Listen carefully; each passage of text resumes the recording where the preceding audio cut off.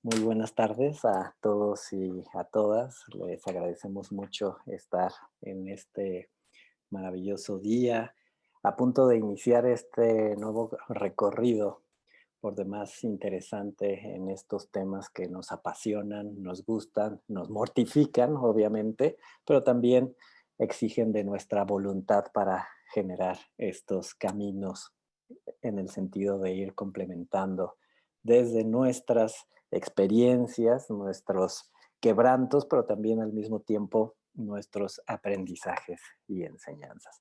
De verdad que me da muchísimo gusto recibirlos el día de hoy y pues también con el gusto de estar aquí, de permanecer aquí durante las próximas 7 sesiones que estaremos caminando por este itinerario, este recorrido que hemos tanto Rosa Estela Reyes, a quien en un momento más le daré la palabra, como su servidor, el doctor Alejandro Vázquez, en estos distintos temas relacionados con el patrimonio cultural. Como ustedes se habrán dado cuenta, hicieron falta muchos temas en relación al patrimonio cultural. Sin embargo, para nosotros es una primera provocación, una primera iniciativa de encuentro para que nos convirtamos en interlocutores permanentes de esta clase de temas y sobre todo de esta clase de encuentros.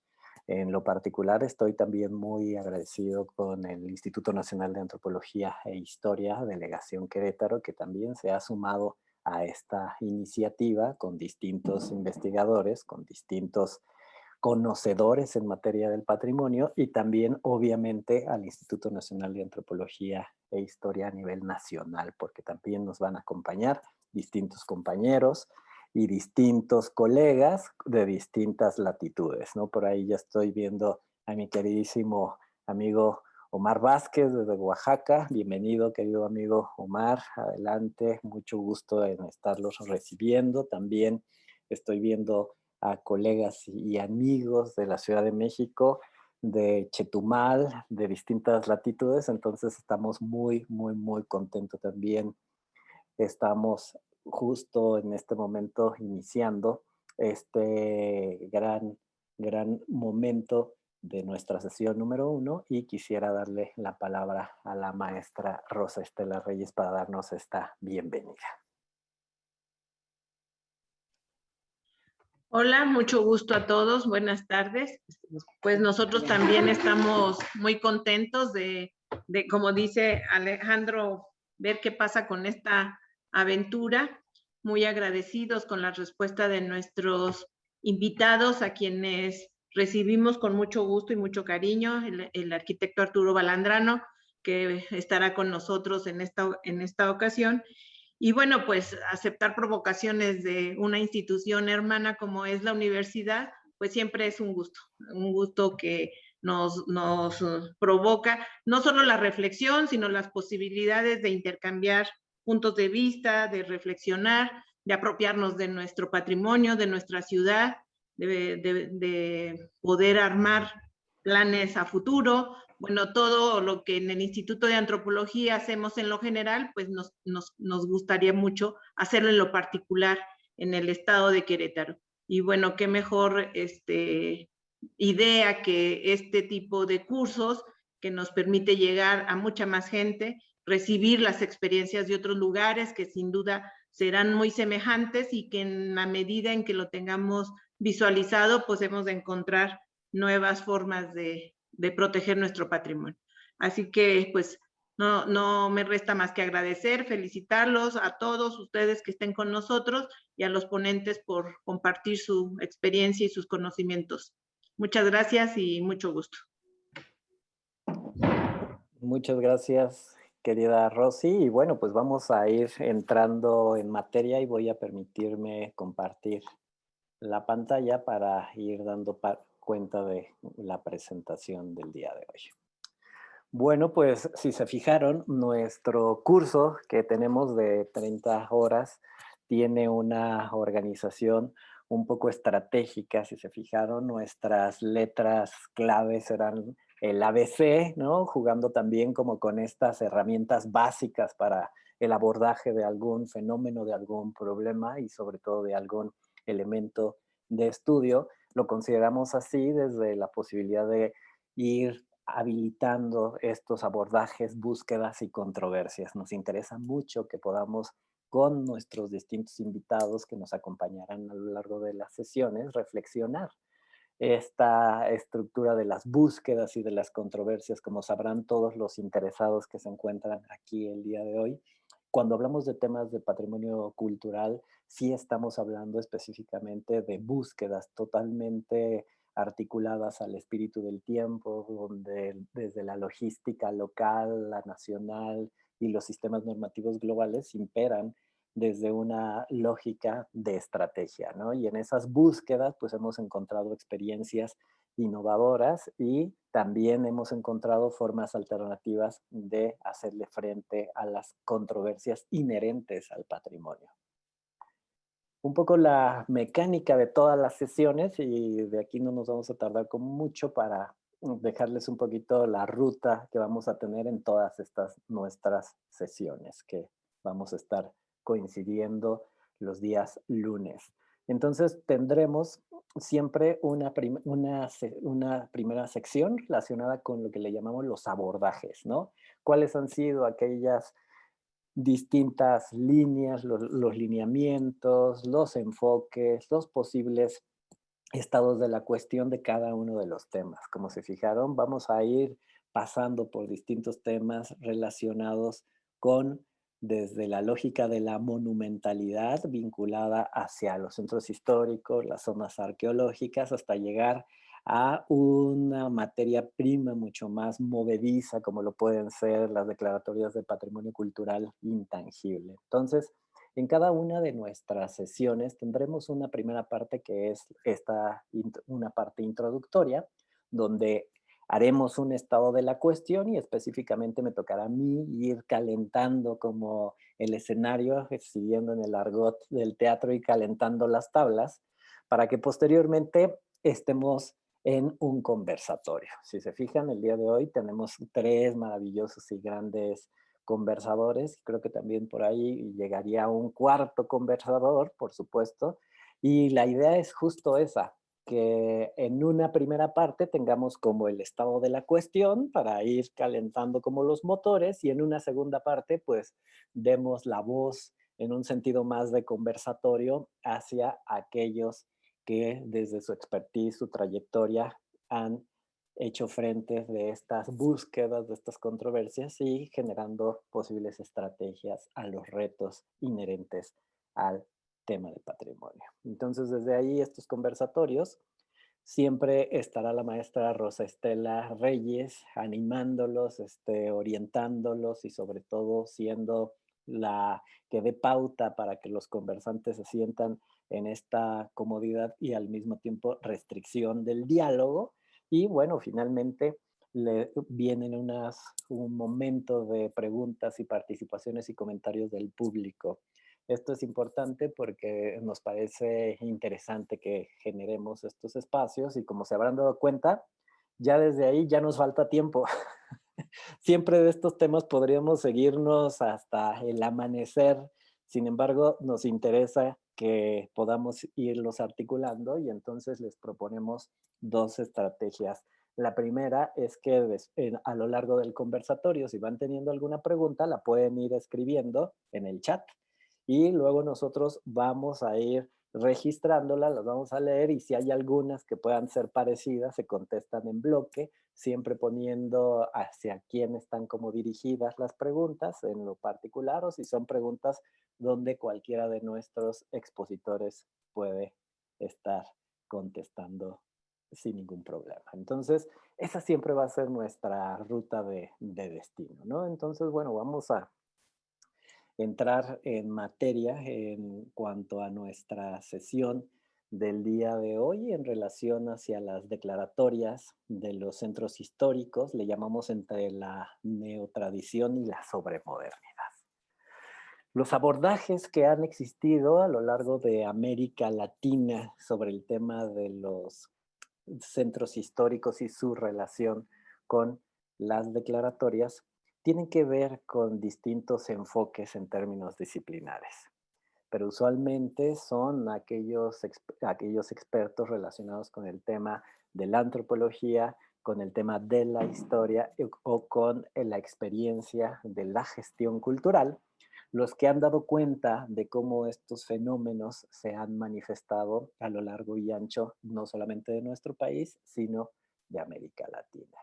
Existe, por ejemplo, en México la red de estudios sobre centros históricos, donde tenemos ahí a un maravilloso autor del cual vamos a estar recalando varias veces, que es Daniel Jerno, que establece distintos estudios en materia del análisis de los centros históricos. Entonces, desde ahí vamos viendo cómo la antropología, la historia, pero también la geografía crítica, han establecido como estos posibles derroteros disciplinares y desde ahí pues vamos ubicándonos en términos ya de los temas que han desarrollado. Como se habrán dado cuenta, en nuestro país el tema vinculado hacia los centros históricos está totalmente arraigado hacia una cuestión de origen y una cuestión de territorio. En la gran mayoría de los centros históricos en América Latina, su fundamento siempre está representado con aquellos lugares que dieron origen hacia las ciudades, aquellos lugares que también estuvieron articulados con formas del mundo de lo simbólico y lo sagrado como ejercicios míticos, ¿no? Y también los centros históricos tuvieron que ver con las primeras poblaciones que se encontraban en estos sitios y que también fueron las primeras poblaciones que en algunos de los casos fueron desplazadas. Desde ahí vamos a ubicar entonces que los centros históricos no solamente representan elementos vinculados con la historia, sino también elementos vinculados con el territorio. En esta conformación de espacio y tiempo, entonces habría que decantar a esto que Daniel Jerno le llama la conciencia patrimonial y que tiene que ver un poco con esta necesidad de en qué momento nosotros consideramos que el pasado es un elemento egregio, loable y sobre todo indispensable para nuestra vida cotidiana. Es interesante que hay una reconceptualización en el sentido de cómo reinventamos del pasado elementos que lo proyectamos hacia nuestro presente. Los centros históricos son un conjunto de tomas de decisiones. Si se van fijando, se decide aquello que se quiere recordar, aquello que se quiere conservar o aquello que se quiere difundir versus aquello que no forma parte de esos intereses. Si se van fijando, entonces esa conciencia patrimonial implica hacer un proceso de selección de aquello que consideramos como auténtico, de aquello que consideramos que puede estar también en riesgo, de aquello que podemos considerar también que representa un elemento importante para la salvaguarda. Entonces, desde ahí vamos también observando que esta idea de la conciencia patrimonial implica generar un regreso de ese pasado contextualizado en etapas, en épocas, y traerlo a colación a nuestra vida cultural del día a día. De tal manera que en esta conceptualización vamos estableciendo cierto tipo de elementos de lo que es importante generar un proceso de su salvaguarda. De tal manera que la ciudad, y esto me parece que no lo debemos de dejar de ver, no solamente es un espacio relacionado con una orientación en términos de tiempo, sí, ni en términos de espacio, sino también en términos de identidad. Esto es interesante porque ya ubicamos su primera dimensión que va más allá del tiempo, su segunda dimensión va más allá del espacio y su tercera dimensión, la identidad que está arraigado en aquellos, no solamente que nacen en estos lugares o que son originarios, sino aquellos que ubican a estos lugares como un espacio de encuentro y de producción cultural. Es por eso que si lo vamos notando de este modo, los abordajes principales están orientados desde la antropología, desde la historia y desde la geografía. Entonces ya nos va quedando claro que los centros históricos están articulados de manera multidimensional, espacio, tiempo y cultura, y que desde ahí vamos a comenzar a ubicar posibles dilemas en términos de yuxtaposiciones de intereses. Usualmente vamos a estar observando que dentro de los centros históricos van a traslaparse distintas capas de tiempo, porque además el tiempo no es homogéneo. El tiempo, y cualquier historiador no lo va a decir, representa un conjunto de continuidades y quebrantos. Al interior de la geografía también los mapas no son homogéneos. Los mapas en términos espaciales nos dan cuenta de la emergencia de nuevos procesos de producción del espacio y también los desplazamientos de elementos materiales que existen alrededor de esta producción. Además, los centros históricos en las ciudades medias y en las megalópolis de América Latina están justo en esta articulación en un sentido aún más que desboca lo cultural, lo espacial y lo histórico, y tiene que ver con procesos de urbanización. Los centros históricos obviamente están restringidos y están posibilitados frente a la frontera del crecimiento de las ciudades. Si se van dando cuenta, entonces aquí ya le empezamos a meter una dimensión más, una cuarta dimensión, que será aquella dimensión que genera el contexto en el cual se encuentran situados los centros históricos. Es interesante que desde ahí entonces estamos generando un proceso de ubicar a los centros históricos de manera integrada, no solamente desde sus unidades o desde sus distintos polígonos, sino también desde el crecimiento del resto de la ciudad en cuanto a sus procesos de urbanización, de metropolización y de crecimiento de otro tipo de unidades urbanas. Es interesante que si nos ponemos a pensar cuáles son los dilemas que van encontrando los centros urbanos, muchos de ellos están orientados hacia los dilemas los centros históricos hacia los dilemas urbanos, que son las comunicaciones a partir de las vías de comunicación relacionadas con los transportes, las actividades de corte económico, que eso es el fundamento de un proceso de urbanización, la conexión y el movimiento ya de distintos flujos financieros. Y la tercera, la aglomeración de humanos.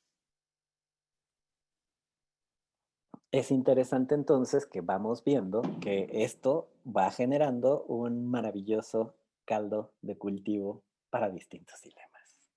Como se habrán dado cuenta, no va a ser fácil entonces entender cómo esta lógica del pasado que intentará reflejar, articular, visibilizar la memoria y la identidad de cierto tipo de habitantes y de cierto tipo de portadores en términos territoriales, entonces va a estar siempre sujeta a tensiones en cuanto a distintos colectivos identitarios, procesos normativos para su regulación y distintos proyectos a futuro emergentes sobre el qué hacer con el pasado.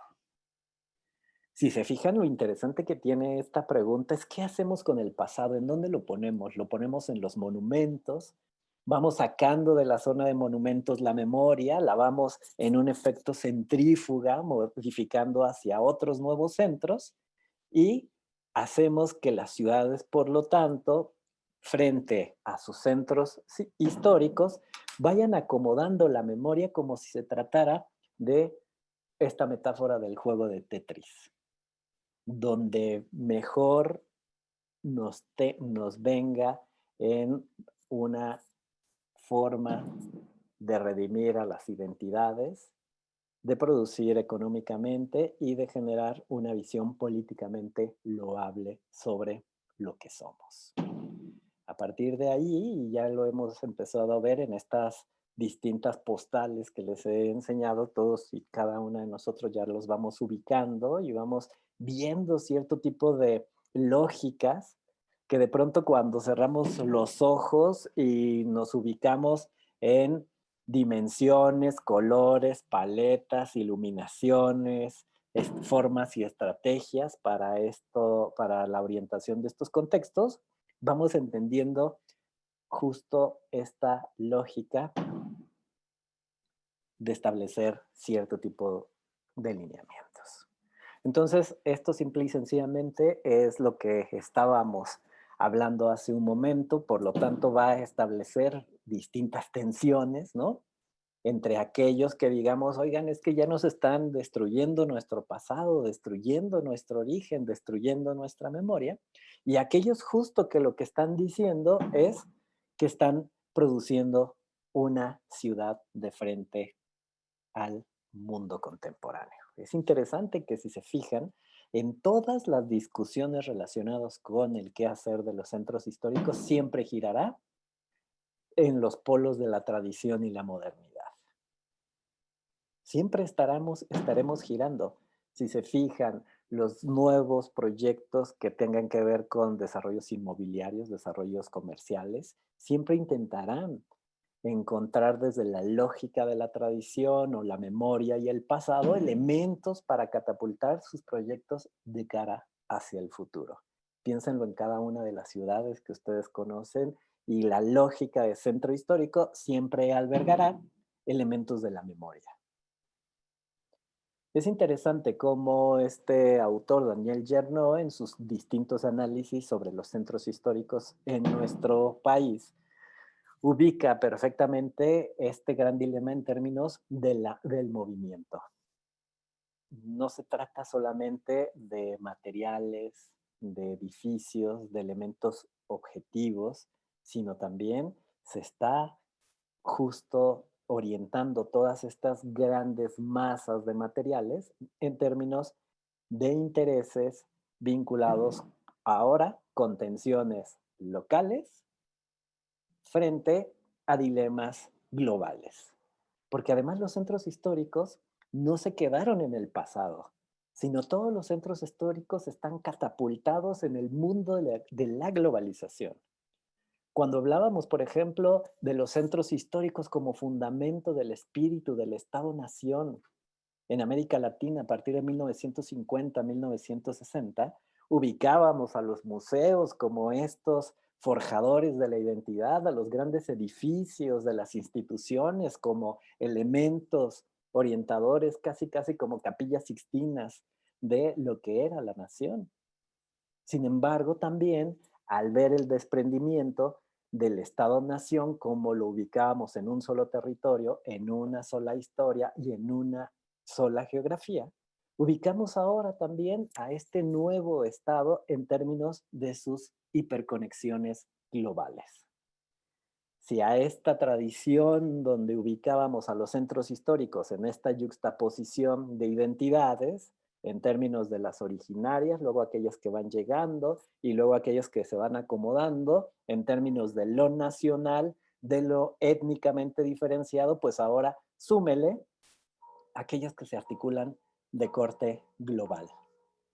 Cuando los centros históricos se convierten en espacios detonadores para el turismo.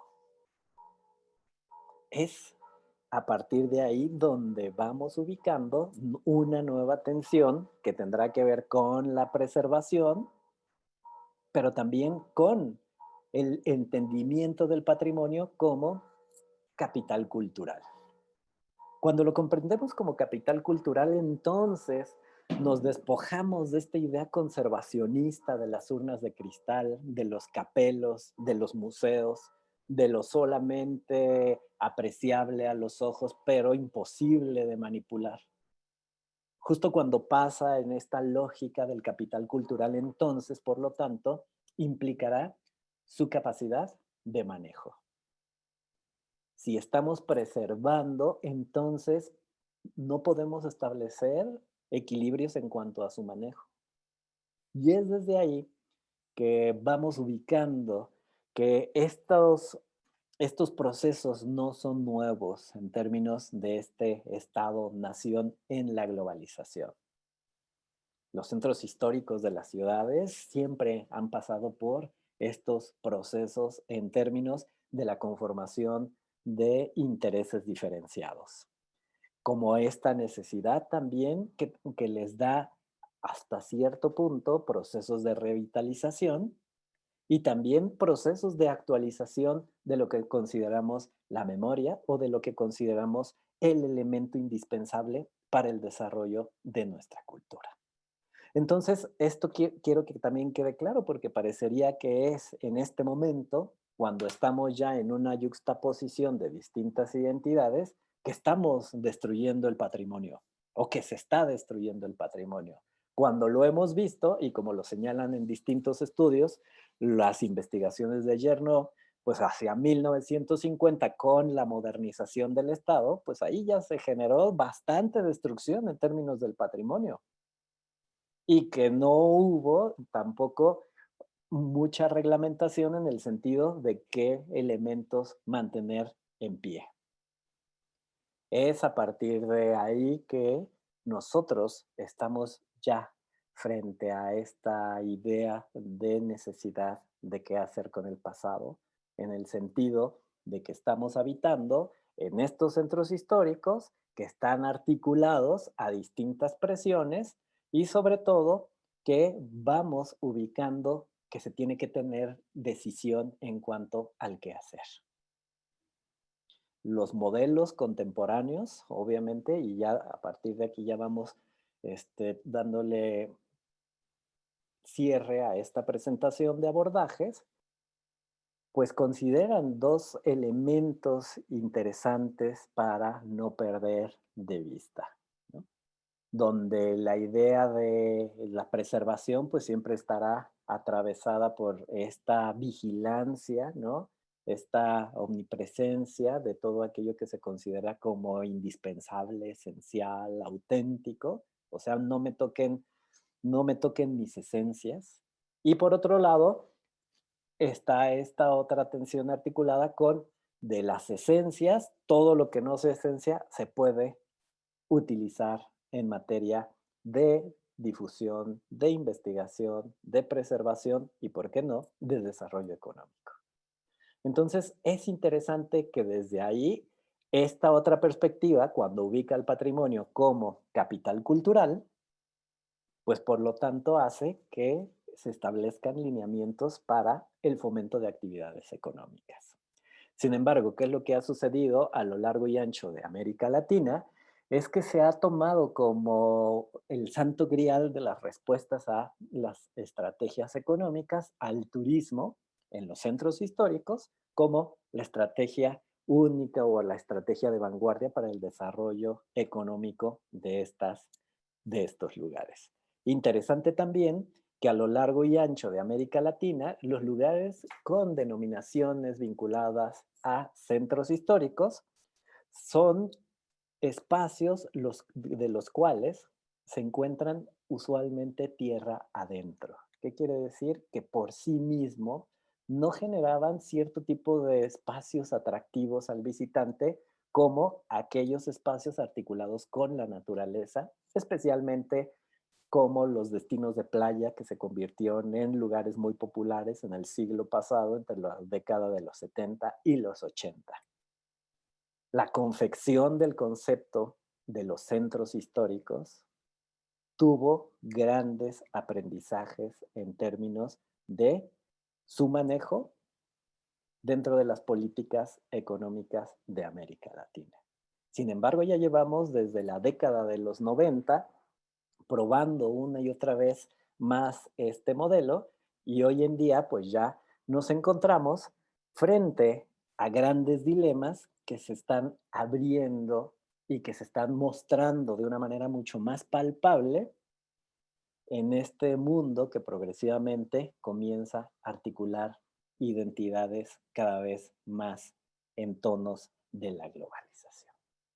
Entonces, este es un poco el camino por el cual vamos a situar a los centros históricos donde las declaratorias son esa maravillosa cereza del pastel o son una capa más hacia el pastel, porque creo que todavía para llegar a cereza nos hace falta bastante camino, una capa más dentro del pastel, donde al mismo tiempo se yuxtapone la memoria, la identidad, el espacio y los intereses económicos, las normativas políticas y los distintos conflictos. Por un lado, en términos de poblaciones locales y nacionales, y por otro lado, con la aparición de este nuevo sujeto, que es el sujeto del turismo, en relación a nuevas tensiones sobre este ámbito. Entonces ahora, por eso, cuando hablábamos de centros históricos, también ya vamos a hablarlos en modelo 2.0. Y cuando hablamos de centros históricos 2.0, no debemos de dejar de pensarlos en términos de Airbnbs. Ya no estamos hablando de las vecindades y de los hoteles boutiques. Si se acuerdan, eso fue hace como, no sé, 5 años, cuando nos estábamos asustando de los hoteles boutique. Ahora ya estamos hablando en modo Airbnb, en modo Uber, en modo Uber Eats. Si se van fijando, la actividad vinculada con el desarrollo económico, que esta es una de las tantas, porque hay otras, ¿no? También es en los centros históricos donde más cantidad, por ejemplo, de espacios para la práctica cultural hay en América Latina. O sea, es donde más hay museos, donde más hay galerías, donde más hay plazas públicas, que también generan procesos de conformación de periferias culturales. Cuando de pronto subirte a un autobús, subirte a un metro para ir a una galería, a un cineteatro, a un teatro, a un museo, termina siendo parte de esta experiencia de desigualdad en las ciudades, pues también ahí estamos ubicando cómo justo estas conformaciones en términos de los centros históricos van generando estos procesos en sus cualidades y conformaciones en términos de la espacialidad social. Sin embargo, ¿qué es lo que nos queda ubicar en esta discusión sobre los distintos abordajes que ha tenido? Hemos tenido también experiencias virtuosas, hemos también tenido experiencias en las cuales la ciudadanía se ha responsabilizado sobre las cuestiones de habitabilidad, sobre las cuestiones de la toma de decisión dentro de los programas y proyectos vinculados a aspectos normativos del patrimonio en los centros históricos y donde también se han ido madurando procesos de participación más allá de la iniciativa privada. Entonces, lo que estamos viendo hasta este momento es un poco ese estado de la cuestión donde se van a insertar nuestros distintos colegas que van a formar parte de esta conversación. Entonces, siendo muy fiel al tiempo, creo que quedamos perfecto. Les vamos a pedir que tomen un pequeño descansito, un poquito de agua, porque reiniciamos en 5 minutos con nuestro conversatorio. Y en ese conversatorio maravilloso que vamos a tener, nada más les adelanto con quienes estamos acompañados el día de hoy, que es el arquitecto Arturo Balandrano Campos, director general de Sitios y Monumentos del Patrimonio Cultural de la Secretaría de Cultura del Gobierno Federal, el antropólogo Omar Vázquez Herrera, director del Centro INA de Oaxaca, el arquitecto Raúl Pacheco Pérez, sección de Monumentos Históricos en Centro INA Oaxaca, y la arquitecta Yolanda Cano Romero, arquitecta perito en el Centro de Querétaro. Entonces, 5 minutos, vayan por su agua, que ahorita vamos a seguir conversando sobre centros históricos, patrimonio y declaratorios. Muchas gracias.